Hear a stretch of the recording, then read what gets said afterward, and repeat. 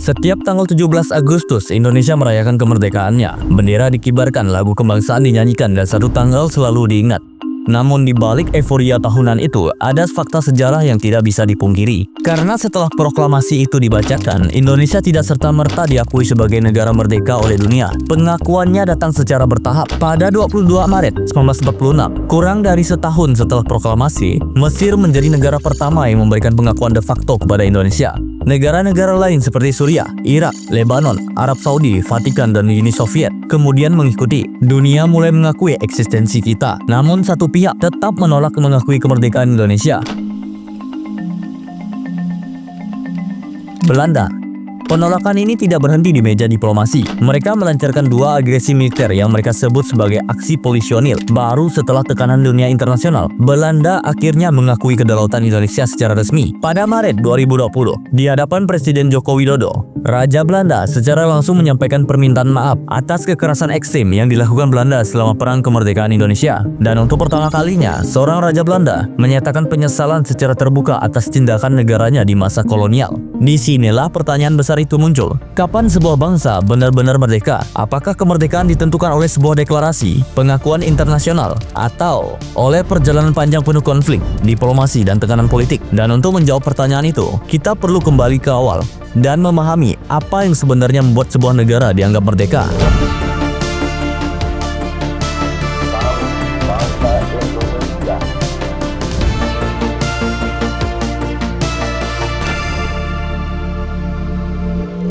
Atas nama bangsa Indonesia. Sebelum kita menelusuri lebih jauh, kita perlu mundur selangkah dan menjawab satu pertanyaan yang lebih mendasar. Apa sebenarnya arti merdeka bagi sebuah negara? Dalam hukum internasional, kemerdekaan bukan sekedar pernyataan politik ataupun sebuah simbol. Ada standar yang harus terpenuhi, dan disinilah ceritanya dimulai. Menurut hukum internasional, ada 4 syarat utama agar dapat diakui sebagai negara berdaulat. Pertama, wilayah. Sebuah negara harus memiliki batas teritorial yang diklaim dan dikuasai. Dan yang kedua, penduduk. Harus ada rakyat yang menetap dan mengakui pemerintahan yang berkuasa atas wilayah tersebut. Ketiga, pemerintahan yang berdaulat. Artinya, ada otoritas yang benar-benar menjalankan kekuasaan, membuat keputusan, menegakkan hukum, dan mengontrol wilayahnya. Dan keempat, pengakuan dari negara lain. Inilah unsur yang sering menjadi sumber perdebatan. Karena tanpa pengakuan, sebuah negara bisa saja ada secara nyata, tetapi belum sepenuhnya diakui dalam sistem internasional. Kerangka ini terlihat sederhana, namun ketika kita terapkan pada kasus Indonesia pada 17 Agustus 1945, pertanyaannya langsung menjadi lebih tajam. Apakah keempat syarat ini sudah terpenuhi sepenuhnya, atau justru baru sebagian? Pertanyaan itu membawa kita pada perbedaan penting berikutnya antara kedaulatan de facto dan kedaulatan de jure. De facto berarti faktual. Sebuah pemerintahan bisa saja berdiri menguasai wilayah dan didukung rakyat meskipun belum diakui secara hukum oleh dunia internasional. Sementara de jure berarti secara hukum, kedaulatan ini baru dianggap lengkap ketika keberadaan negara tersebut diakui oleh negara-negara lain. Dalam konteks ini, Indonesia setelah 17 Agustus 1945 jelas memiliki kedaulatan de facto. Pemerintahan dibentuk, rakyat menyatakan dukungan, simbol-simbol negara ditegakkan.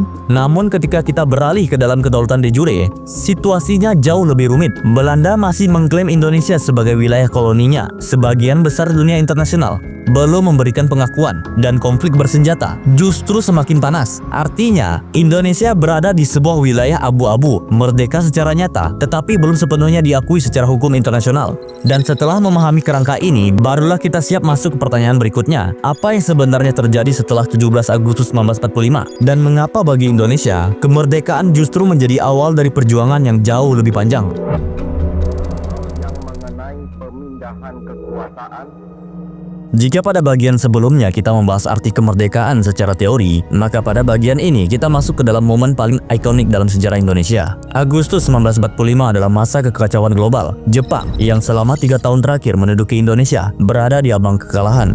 2 bom atom dijatuhkan di Hiroshima dan Nagasaki, dan pada 15 Agustus 1945, Jepang resmi menyerah tanpa syarat kepada sekutu. Di Indonesia, kekalahan Jepang menciptakan apa yang disebut sejarawan sebagai vacuum of power, yaitu kekosongan kekuasaan. Jepang sudah kalah, tetapi masih bersenjata. Sekutu belum tiba. Belanda yang baru saja terbebas dari pendudukan Nazi belum siap kembali menguasai Hindia Belanda. Kekosongan ini membuka peluang kemerdekaan, tetapi juga ancaman. Waktu menjadi faktor penentu. Di tengah situasi ini, muncul perbedaan tajam di kalangan pemimpin Indonesia. Golongan tua, termasuk Soekarno-Hatta, memilih langkah hati-hati. Mereka ingin memastikan kemerdekaan tidak dipandang sebagai produk Jepang. Sebaliknya, golongan muda melihat penundaan sebagai bahaya. Bagi mereka, setiap jam yang terlewat bisa berarti hilangnya kesempatan emas. Ketegangan ini memuncak pada 16 Agustus 1945 ketika golongan muda mengambil langkah ekstrim. Soekarno dan Hatta dibawa atau dalam istilah sejarah diculik. Tujuannya cuma satu, menjauhkan mereka dari pengaruh Jepang dan memaksa mereka untuk memproklamasikan kemerdekaan segera mungkin. Peristiwa ini menunjukkan betapa gentingnya situasi saat itu.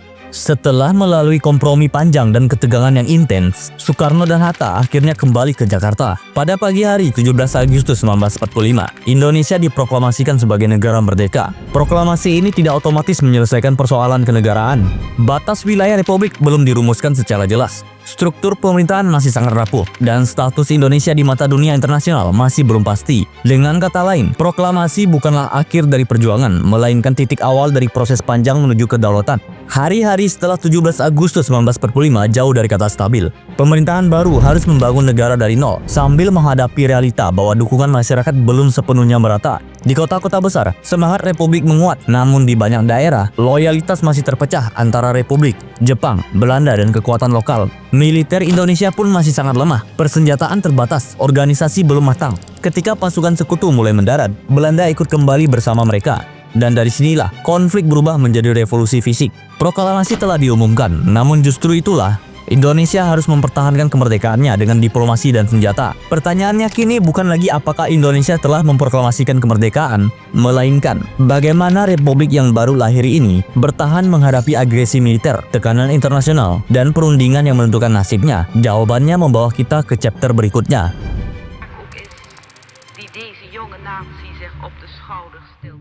Proklamasi telah diumumkan, pemerintahan telah dibentuk. Namun bagi dunia internasional, satu pertanyaan besar masih menggantung. Apakah Republik Indonesia benar-benar berdaulat? Jawaban atas pertanyaan ini tidak datang dalam satu peristiwa tunggal, melainkan melalui rangkaian yang sangat panjang. Upaya pertama Indonesia untuk menyampaikan posisinya kepada dunia internasional dimulai pada tahun 1946 melalui perundingan Linggarjati. Dalam perundingan ini, Belanda belum mengakui Indonesia sebagai negara merdeka. Yang diakui hanyalah kekuasaan de facto Republik Indonesia. Itu pun terbatas pada wilayah Jawa, Madura, dan Sumatera. Lebih jauh lagi, pengakuan tersebut ditempatkan dalam kerangka Republik Indonesia Serikat, sebuah struktur federal yang secara politis menguntungkan Belanda.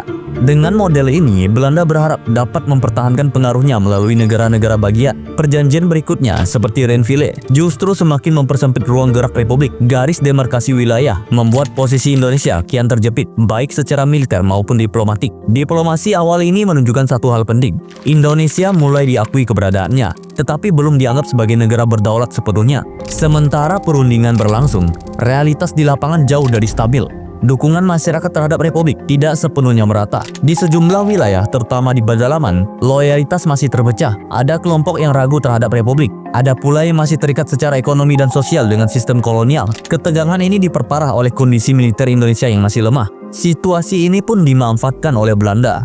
Antara tahun 1947 dan 1948, Belanda melancarkan operasi militer besar-besaran yang secara resmi mereka sebut sebagai aksi polisionil.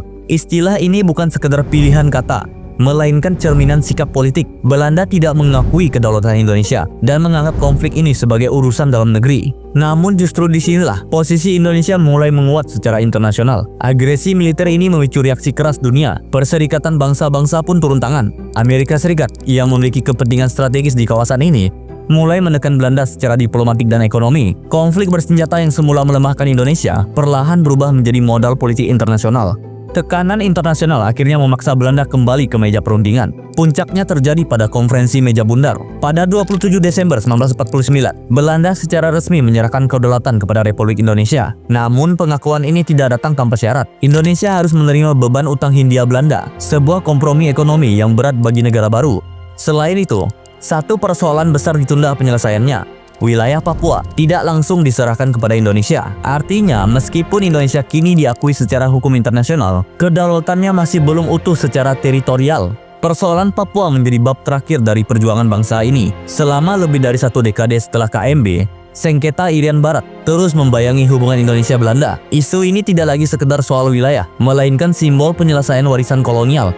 Melalui tekanan diplomatik, konfrontasi terbatas, akhirnya Papua masuk dalam proses internasional di bawah pengawasan PBB. Puncaknya terjadi pada 1969 melalui penentuan pendapat rakyat atau PEPRA. Terlepas dari kontroversi ini dan kritik, PEPRA secara resmi menandai penyatuan Papua ke dalam Republik Indonesia di mata hukum internasional. Dengan peristiwa ini, proses panjang penyempurnaan kedaulatan teritorial mencapai titik akhir.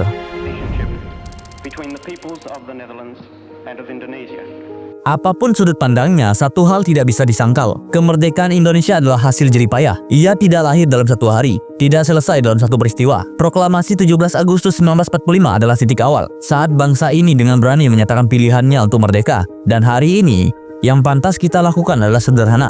Berterima kasih. Terima kasih kepada para founding father dan seluruh rakyat yang berjuang. Kemerdekaan ini adalah warisan. Menjaganya adalah tanggung jawab kita. Jika kalian suka video seperti ini, kalian bisa membantu dengan memberikan dukungan melalui Saweria yang ada di deskripsi. Setiap dukungan kalian sangat berarti dan membantu aku untuk terus membuat konten seperti ini. Terima kasih sudah menonton. Tetap tunggu konten aku selanjutnya karena masih banyak cerita dan pembahasan menarik yang ingin aku bagikan di sini. Dan akhir kata, sampai bertemu lagi di video selanjutnya.